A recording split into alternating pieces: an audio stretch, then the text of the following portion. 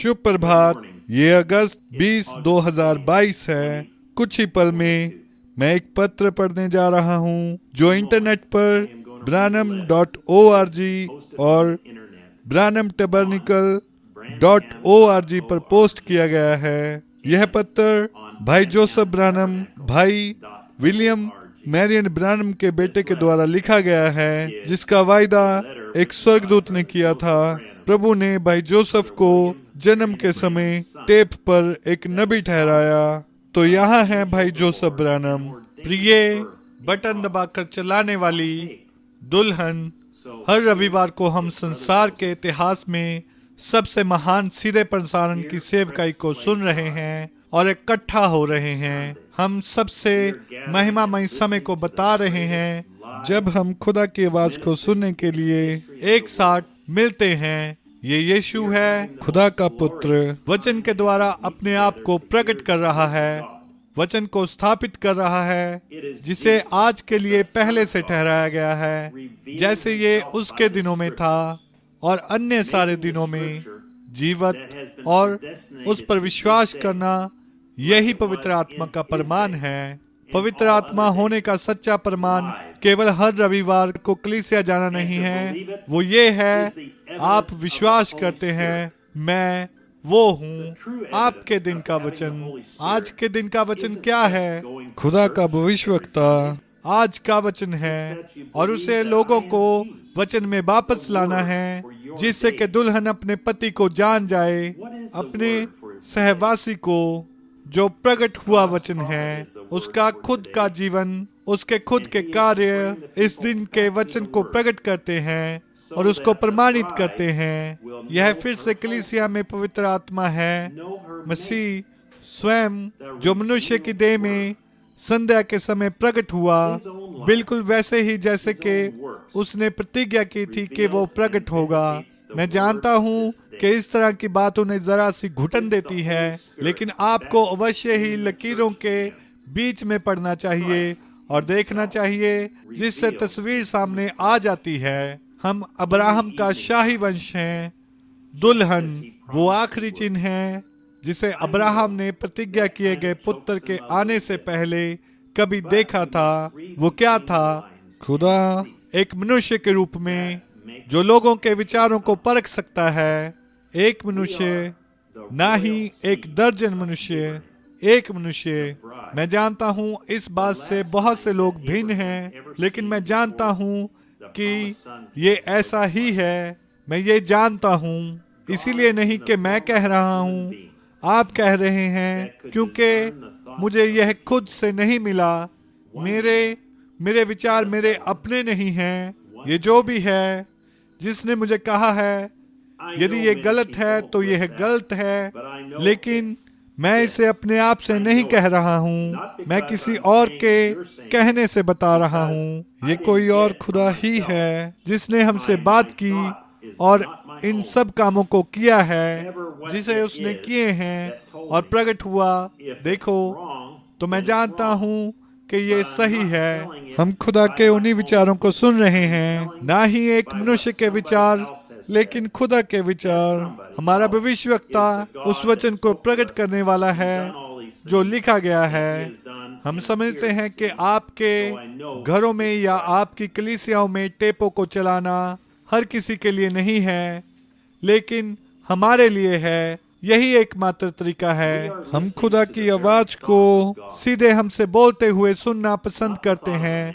हमें किसी के अनुवाद की या इसे समझाने की आवश्यकता नहीं है। ये खुदा है जो हमसे सीधे सीधे बात कर रहा है। इस रविवार को हम खुदा को बोलते हुए सुनेंगे और जो हमें बताएगा कि कैसे उसने अपने भविष्यवक्ता को उस और हमारे पूर्व दर्शन को दिखाया, किस तरह से वो दुल्हन उसकी ओर देख रही थी, उससे बातें कर रही थी और हम एकत्र होकर उसके साथ खड़े थे। हम सिद्ध रूप से प्रभु के सामने चल रहे थे। तब खुदा अपने भविष्यवक्ता के जरिए से बोलता है और एक बार फिर भविष्यवाणी करता है और कहता है, वहां संसार भर में राष्ट्रों में कुछ लोग हो सकते हैं कि ये टेप यहाँ तक उनके घरों या उनकी कलीसियाओं में मिल जाएगा।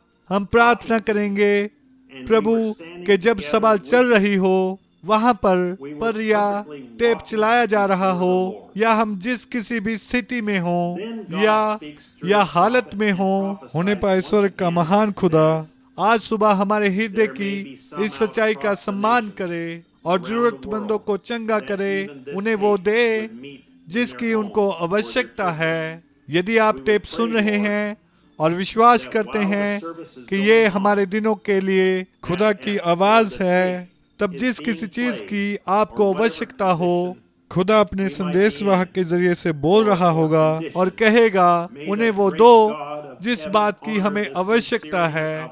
मेरे मित्र, ये केवल बटन दबाकर चलाने से ही हो सकता है। यदि आप खुदा को बोलते हुए सुनना चाहते हैं और उसके अपने ही वचन को अनुवाद करते हुए सुनना चाहते हैं, जो मनुष्य की देह के जरिए से स्वयं को प्रकट करता है, और जो कुछ भी आपकी आवश्यकता है उसे प्राप्त करना चाहते हैं, तो आकर हमारे साथ जुड़ें रविवार की दोपहर 12 बजे जेफरसन समय के अनुसार, जब हम खुदा को हमसे बोलते हुए सुनते हैं। जब हम सुनते हैं तूरियों का पर्व 640719 M। भाई जोसेफ ब्रानम। संदेश सुनने से पहले पढ़े जाने के लिए वचन लय व्यवस्था अध्याय 16, लय व्यवस्था अध्याय 23 आयत 23 से 27 तक, यशाया अध्याय 18 1 से 3, यशाया अध्याय 27 12 से 13, प्रकाशित वाक्य अध्याय 10 1 से 7, प्रकाशित वाक्य अध्याय 9 13 से 14, प्रकाशित वाक्य अध्याय 17 आयत 8। ये ब्रानम टबरनिकल से भाई जोसेफ ब्रानम के पत्र का समापन करता है। अब अभी के लिए गवाही, मुझे अंगोला से एक पास्टर का फोन आया और उसने मुझे एक भाई की ओर से एक संदेश भेजा जो अंगोला में भाई ब्रानम के टेप को सुनता है। उसकी पत्नी अभी एक विश्वासी नहीं थी और वह अस्पताल में थी। बच्चे को हटाने के लिए ऑपरेशन का समय निर्धारित किया गया था, क्योंकि उसके स्वाभाविक रूप से बच्चा नहीं हो सकता था। उस दिन टेप सभा के दौरान, जबकि उसकी पत्नी अस्पताल में सर्जरी का इंतजार कर रही थी, हमारे भाई ने भाई ब्रानम को ये कहते सुना कि वह बीमारों के लिए प्रार्थना करने जा रहा है। इस भाई का मानना था कि टेप एक जीवित सेवकाई थी, और जब वह टेप सुन रहा था उसी समय स्पीकर पर रुमाल रखने के लिए रुमाल की तलाश में अपनी जेब तक पहुंचा। उसके पास केवल एक साधारण चाबी ही थी, उसकी जेब में एक साधारण घर की चाबी। जब भाई ब्रानम प्रार्थना कर रहा था तब उसने चाबी स्पीकर पर रख दी और भाई ने खुदा पर विश्वास किया। नबी की प्रार्थना का उत्तर देने के लिए टेप पर रहते हैं। सभा के बाद उसने चाबी ली और वह अपनी अविश्वासी पत्नी को यह प्रार्थना कुंजी देने के लिए अस्पताल भाग गया। बेशक डॉक्टरों और नर्सों ने पति को अपनी पत्नी को देखने की अनुमति देने से इनकार कर दिया, क्योंकि वह पहले से ही सर्जरी के लिए तैयार थी। खैर, इतना ही काफी था। उसे अंदर का रास्ता मिल गया, और जब कोई नहीं देख रहा था तो वह दरवाजे से गया और उसने उसे चाबी थमा दी और कहा, मेरे नबी ने इस प्रार्थना की गई कुंजी पर प्रार्थना की है, और यदि तुम खुदा पर विश्वास करते हो तो खुदा तुम्हारी प्रार्थनाओं का उत्तर देगा। और इस प्रार्थना की गई चाबी को अपने वस्त्रों के नीचे अपने पेट पर रखो और विश्वास करो। पति तुरंत कमरे से निकल गया और 2 मिनट में भाइयों की गवाही के अनुसार उसने स्वाभाविक रूप से स्वस्थ बच्चे को जन्म दिया। पत्नी ने यीशु को स्वीकार किया और यीशु मसीह के नाम से बपतिस्मा लिया। हालेलुया! ये एक जिंदा सेवकाई है। अब मैं एक बुजुर्ग बहन की एक और गवाही देना जा रहा हूँ। जो कोमा में थी। उसके अविश्वासी परिवार ने जादूगर को बुलाया दुष्ट आत्मा को हटाने के लिए, जो कि पशु की आत्मा थी, जिसे जादूगर ने जन्म के समय उस पर रखा था।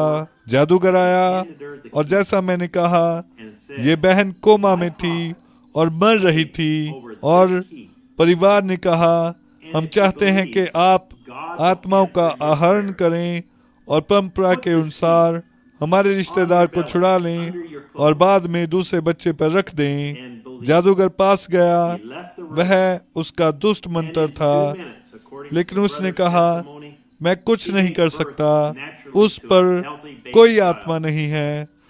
सारी आत्माएं चली गई। तब जादूगर ने कहा, मैंने देखा कि बूढ़ी औरत कुछ आवाज सुन रही थी और उस आवाज ने सभी आत्माओं को बूढ़ी औरत को छोड़ने का आदेश दिया और बुरी आत्माएं चली गई, और वह काम पहले ही हो चुका है। जादूगर ने कहा कि मैं कुछ नहीं कर सकता, क्योंकि वह उस आवाज को सुनती है। फिर से प्रभु की स्तुति हो। खुदा का आत्मा टेप को सुनते हुए दुष्ट आत्मा को भी निकाल रहा है। यह एक जिंदा सेवकाई है। प्रभु के नाम की स्तुति हो। हम प्रभु यीशु को धन्यवाद देते हैं इस दिन का वचन प्रकट करने के लिए, हमारे लिए विलियम मैरियन ब्रानम भेजने के लिए। अब उसे सुनो। अगली बार तक खुदा आपको आशीष दे और shalom. Then he said, I see that she was listening to some voice, and that voice told her and commanded all the spirits to leave her, and they have all left, and that job has already been done. There is nothing that I can do because she listened to that voice. Again, praise the Lord. The Spirit of God even casting out evil spirits by listening to the tape. It's a live ministry. Praise the name of the Lord. We thank the Lord Jesus for sending us William Marion Branham to reveal the word for this day. Now hear ye him. Until next time, God bless you and shalom.